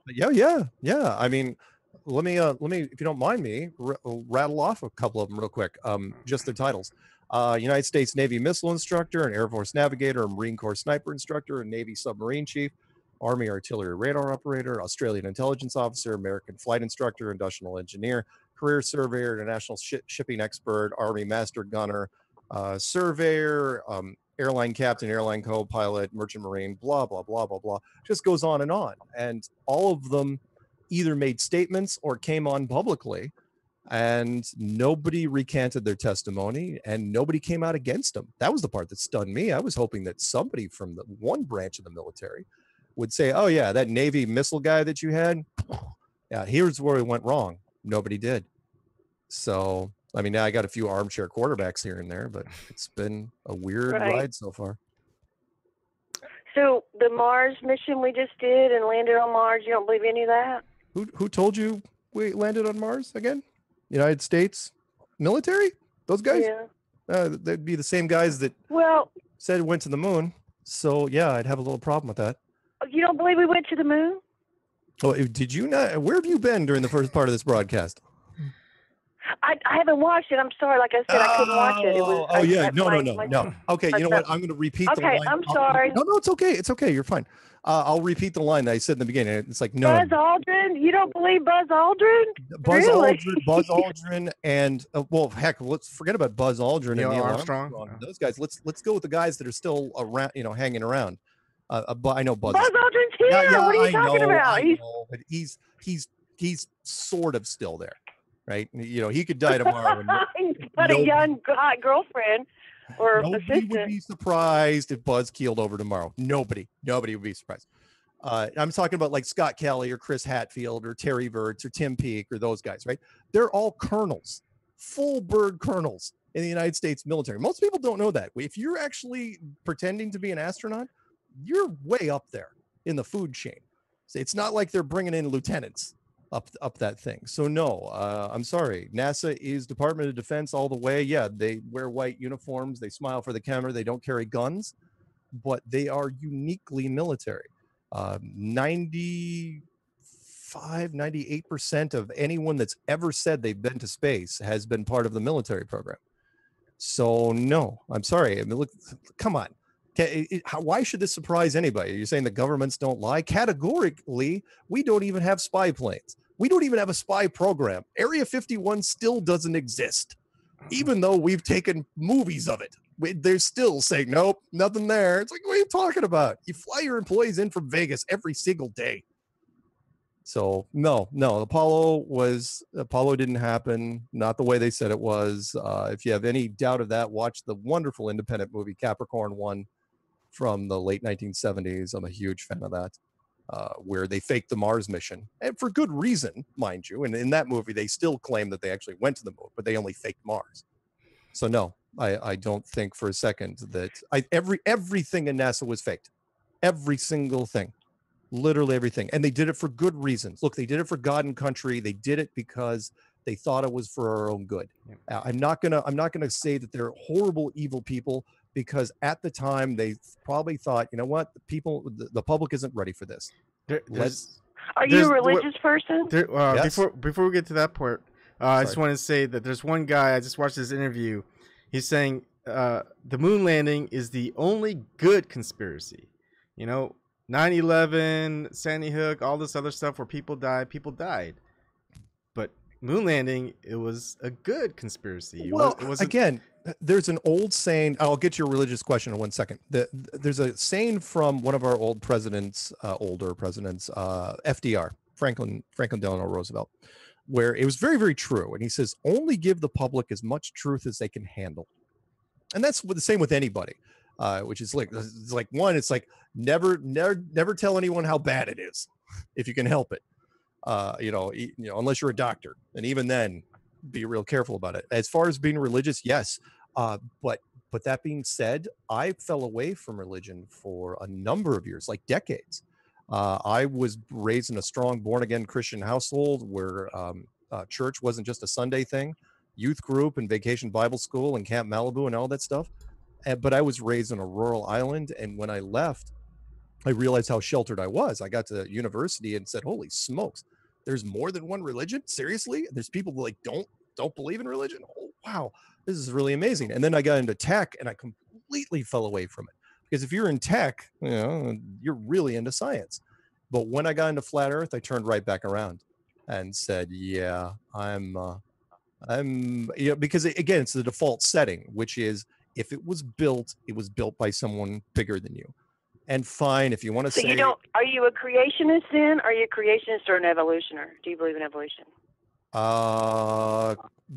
Kind of a hybrid there, where I believe it was created, but I believe that any evolutionary changes along with terraforming were done between civilizations, because I also don't think that we were the first people to rent this apartment by any stretch. This is not a one-off. And we know this. Anybody in science knows this. Look, there's remnants. And that's why. So the dinosaurs were killed off by a meteor. Killed off by the system. The system had to kill them off eventually. I think we started out big, which was, I think the dinosaurs at the time, we consider them big because they were big compared to us. But I don't think they were very big. Kind of like how we make electronics smaller and smaller and smaller. I think this world, we were making things smaller and smaller and smaller. Sort of like. But I'm saying they did get, killed off. Were they wiped out? Millions of years ago. Yep. They were wiped out millions and millions of years ago. No, doesn't have to be millions of years ago though. And that is, I think the carbon. So I'm kind of a mix where I believe in dinosaurs, but I believe that the carbon dating system is just loads of rubbish. And that there, was it 300 million years ago that the dinosaurs? No, I doubt it. But between terraforms, I mean, yeah, it could be thousands of years, but it doesn't have to be hundreds of millions of years. I think that's excessive.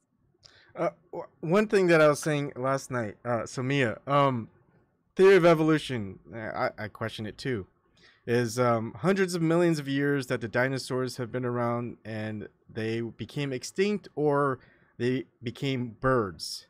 So if humans lived a couple 100 million years to evolve, would we become just smaller, really feathery bird-like beings? Is that our evolutionary process? And then two, no. The animals that lived during the age of the dinosaurs, the crocodile and the sharks, they didn't change. Right. And so they're like the perfect evolutionary structure. Perfect evolutionary, yeah. The shark has never evolved. And also remember, the ones that seem to, and I know there's some people that say, well, no, there's land dinosaurs around. It's like, whatever. Most of the dinosaurs that we say are still kind of hanging around are water-based. Perfect example would be, he'll destroy your hundreds of millions of years, the freaking coelacanth. Remember that fish, that creepy looking fish with the giant teeth? Mm-hmm. And supposedly, we've got fossils of that thing. It's like, oh, that thing died off 100 and something million years ago. And then all of a sudden they land one out in the Atlantic Ocean or Pacific Ocean not too long ago. And I mean, that's true. I mean, that's absolutely fact. Or the plesiosaur, that the Japanese fishing trawler carcass landed in when they were trolling off of Japan. Out in the Pacific, and they, of course, being Japanese, they didn't know what they had, and they were like, well, they were all business. It's like, oh, we're not going to put that in our hold. Let's just take a picture of it and throw it back. It's like, are you insane? What the heck did you do that for? But even if it had melted out of the ice, right? Even if it melted out of the ice, we're only talking 100,000 years. Even if it did. Well, my point is so are you saying that the Earth is only like the 6,000 years? Like, because you got to remember. No. 6,000 for our civilization. I think it's thousands of years. Yes, but do I think the Earth is only 6,000 years old? No, because remember, I think that we're not the first people to use this place. So there are multiple. Right. If our civilization goes dinosaurs. Back, go ahead. Dinosaurs weren't on the Ark. No. Right. No. Okay. But do I think it's part of a previous civilization? One thing we got in common. Okay, so Ebon, you talked about Kent Hovind. Kent Hovind? Just Kent Hovind. Do you know where he's at these days? He hates us. He absolutely hates us. Kent Hovind. Well, because his dinosaurs were on the Ark. Yeah. Yeah. He came out when he got out of prison for embezzlement. He's like that's what I'm saying. He's down here in Alabama, about an hour and a half from me, with the new Dinosaur Adventureland. Oh wow! Now, he came up from Pensacola, tax evasion, went to prison for tax evasion, Ebon. Right. That's who you were listening to yesterday. That was about 20 years ago. Well, not that. Well, I mean, he got out in end of 2015. He showed a video. Yeah. I showed a lot of videos. I was like, why does that name sound so familiar? I don't recognize him. Well, that's why, because he's old now. Mm-hmm. Well, but you should see what Alabama is allowing him to do, just like they did up in Kentucky with Ken Ham, with the Creation Museum. And it's 501c3s, baby. Yep. I mean, I pay my taxes to God. And that's good for our fellow humans. That's like any type of people are good or bad, organizations are good or bad, whatever it is, countries good or bad, people have their own thing, and you can't blame entire people who follow one thing just because of what one person does, and just because one person does something bad, some of the things they say doesn't mean everything that they said was false or a lie. So you just have to listen to people, and whatever they say has merit, where you want to look into it a little bit more. I got to see the proof. I want to see proof. Well, yeah, that's what we're here for. We're here but the only way you can have proof is to be able to test it and retest it and get the exact same results that the person who stipulated the test got, right? That's science. That's the scientific right. Evidence-based facts. Mm-hmm. And so what Mark does, and what a lot of flat earthers do, is scrutinize the globe Earth theory and try to disprove it, because they're not going to prove flat Earth. They're going to be just put into question the globe Earth theory, and with testable experiments.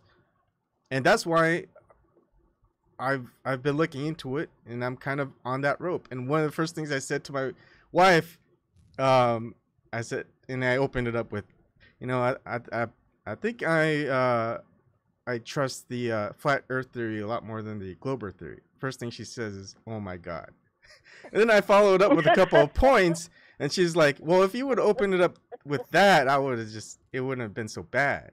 I mean, she's got a good head on her shoulders. But and again, if she would have reacted any other way, I would have been worried. And I tell people, I go, look, if you don't laugh at flat Earth the first time you hear it, there's probably something wrong with you, because it's an amazing, by the way, a topic that people always have an opinion on it. I have never, and I mean, out of all the people I've talked to, I've never run into a single person that I've said where has come to me and said, "Oh, flat Earth, never heard of it." Everybody knows it. Everybody knows it, which is why I don't know enough about it. I just but you know the term. That it's bizarre. It's just bizarre. I mean, it's just like, I guess, when I tell people I'm an atheist in Alabama, they look like I am an alien. Okay, well, an atheist you can't live in Alabama. That is a stretch. Right, it is. Trust me, and it's not easy. But I've been around the world. I've been completely around the world. I don't know how you get from. That's what I'm saying. I've not looked into it enough to look into it. Well, look into it. If you don't want to watch the documentary, look at the thing I put on YouTube called Flat Earth Clues. It's a playlist. It's pretty good. Yeah, it's a playlist. Just flat. I'll check it out. I won't. Yeah, I'm not going to dish you for doing that. I mean, I'll check into it, but I don't know enough about it to. Okay. I'm just got my eyebrows up right now. I'm like, okay. But that's fine. You get the first part right, though. Question everything. I think that's kind of most absolutely, no doubt about it. But I just, with as much that's going on right now, I mean, is that going to help with any of the problems that are happening right now? Ah, good one. No, it's good. It's fact that you're already to that stage already means I will probably have you here in a couple of weeks. So because 1 out of 10, every 10 people ask me, it's like, okay, Fine. Let's say you're living in some sort of Truman show, right? How does this affect me, right? How does it change the price of beer? My wife still hates me. My kids don't listen to me. I have to go to my crappy job tomorrow morning. Does any of this change? It's like, well, it doesn't until you start believing it. Once you start believing it, everything looks different. You'll treat everything differently. All of a sudden, you'll walk outside and you'll look up at the moon. You'll look up at the stars. You'll look at people differently because of it. You will. It seriously, it like I was telling Ebon, sorry, is it Ebon or Ebon? Ebon. Yeah, that's fine. I know it's me. No, that's okay. The I was saying that, look, I will never, because of Flat Earth, I'll never do anything malicious to anyone ever again. How could I? Not if I know for sure that somebody's looking over my shoulder. Well, I shouldn't say for sure, but it's a high probability. Kind of like trying to run a traffic stop that it's got a camera on it. You're really going to run it if there's a camera on it? Probably not. Even if you heard a rumor the camera isn't working. So I don't know where I was going with that. So is it part of? Do you have a church? And that's part of the religion? Yeah, there's red robes and hoods, and I own like 3 Rolls Royces, and we chant a lot. No, there's none of those things. No, we don't even have a board of directors. It's really, Flat Earth is kind of, the community is based off of merit, which is you think of something, you run a test, or if you have an idea, you make some videos on it, or put it out in social media and see if it gets traction. Plain and simple. And then if it does, you kind of work your way up in the ranks, and you get to talk to more people, and but it's not as organized as you might think. It's definitely not like organized crime, which still isn't really that organized, but whatever. Let me see. Yeah, I'm totally like blank slate here because I don't know anything about you guys, so I didn't even know it was like a real group or whatever. No, I've just heard the term, I don't. We have meetups in just about every city and state you can think of, and country. We've had conferences all over the place. The documentary, which was the first one of its kind, did amazingly well. We did 21 film festivals in 7 countries. We were in Moscow a couple weeks ago. It was stunning. I wasn't there personally. I would have loved to have gone, but so okay, Flat Earth around the globe, outside the country, outside the U.S. How prominent is it compared to the U.S. of people? Very big. UK is, well, all the English-speaking countries, of course, are really big. But we're big in the Pacific Rim for whatever reason. We're big in Russia. I don't know why. We've got people everywhere. I mean, there's been conferences in Australia, Afghanistan, Canada, US, South Korea, UK. I can't remember. They're all over the place. The problem is that we don't have translators. Is that so? Like, if you want to have some fun, type in Flat Earth and convert it to another language, and then put those words in, and then fire them off into Google. There's tons of people all over the place in just about every country you can think of, and I don't know. I've never talked to them because there's no English whatever language crossover. So yeah, it's monstrous at this point. And wow. And you want to know the big reason why it's resonating. And we should probably wrap up sometime after this. Sure. The big reason it's resonating is because, for something very, very simple, which is Flat Earth is easier to explain now than the globe model. Meaning the globe model is not that easy. I mean, yeah, fine, the globe is a sphere, right? But outside of that, you need geometry and trigonometry and calculus and quantum physics and quantum mechanics and all the other stuff, right, to get to the universe. Whereas the Flat Earth is really, really easy to explain. And we've got most of the bases covered. And you're thinking, okay, what's that mean? What that means is, I'll use that line from the I Ching, one of the only things I remembered from that book. No, not the I Ching, sorry, The Art of War.